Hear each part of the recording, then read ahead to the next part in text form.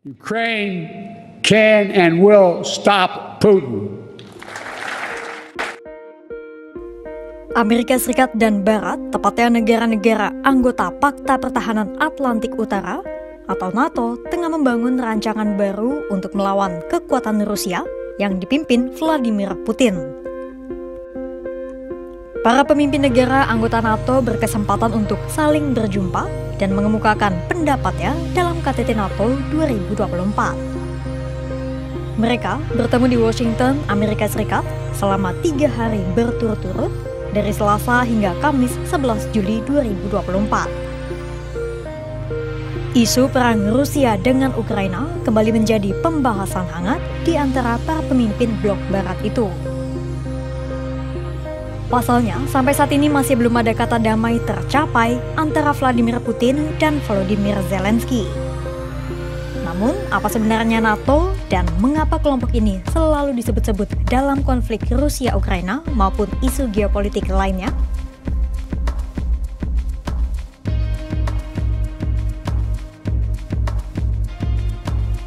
NATO atau North Atlantic Treaty Organization resmi berdiri pada 4 April 1949 di Washington DC usai Perang Dunia Kedua. Sejarah NATO bermula dari adanya ketegangan dalam Perang Dingin antara blok Barat dengan Uni Soviet. Usai Perang Dunia Kedua, keruntuhan melanda negara-negara Eropa Barat hampir di segala bidang termasuk militer. Namun saat itu terdapat negara yang masih kuat dan berdiri kokoh, yaitu Uni Soviet. Uni Soviet menyebarkan paham komunis yang kuat di wilayah Eropa Tengah dan Timur sampai-sampai menekan aktivitas politik non-komunis. Karena kekhawatiran Perancis dan Inggris akan adanya ketegangan politik, akhirnya mereka pun merumuskan gagasan NATO dalam Perjanjian Dunkirk 1947. Gagasan itu semakin berkembang hingga akhirnya pada 4 April 1949, NATO dibentuk dengan 12 negara menjadi anggota pertamanya. Mereka adalah Amerika Serikat, Inggris, Prancis, Belgia, Belanda, Luxembourg, Kanada, Italia, Portugal, Islandia, Denmark, dan Norwegia. Mereka bergabung untuk mengkonsolidasikan kekuatan militer mereka. Jadi, jika Uni Soviet menyerang salah satu anggota NATO, hal itu akan dianggap sebagai ancaman bagi seluruh anggotanya.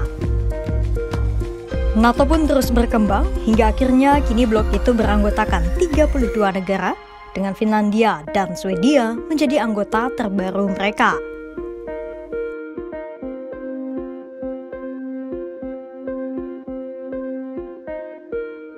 Dalam berjalannya dinamika organisasi ini, NATO memiliki 4 prinsip dasar yang mereka junjung. Pertama, dalam setiap pengambilan keputusan, NATO akan selalu menerapkan sistem demokratis. Kedua, NATO akan selalu menghargai kebebasan negara-negara anggota. Ketiga, dalam menghadapi masalah, NATO akan selalu mengedepankan solidaritas. Dan keempat, melalui keanggotaan NATO, tiap anggotanya yang berasal dari lintas benua Eropa dan Amerika Utara akan membangun hubungan yang unik.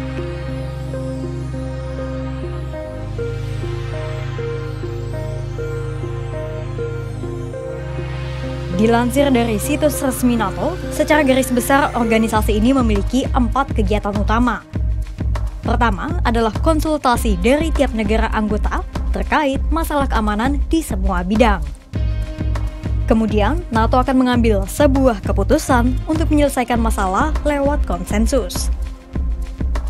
Kedua, tak menutup kemungkinan NATO akan mengerahkan operasi militer di daerah konflik, misalnya di Kosovo dan wilayah Mediterania. Ketiga, NATO akan selalu membangun kemitraan dengan negara-negara selain anggota dan juga organisasi internasional. Dan keempat, NATO akan terus mengembangkan inovasinya terkait kemampuan pertahanan mereka dalam menghadapi ancaman.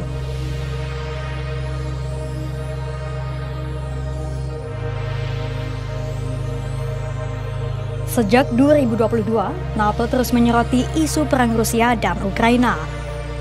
NATO pun terus mendukung Ukraina sejak awal perang hingga saat ini. Untuk itu, dalam KTT NATO 2024 di Washington DC, isu perang Rusia-Ukraina akan jadi topik pembahasan prioritas. Sekretaris Jenderal NATO Jens Stoltenberg berjanji bahwa NATO akan memenuhi janji kepada Ukraina untuk memberikan bantuan finansial dan juga militer. But let's be honest.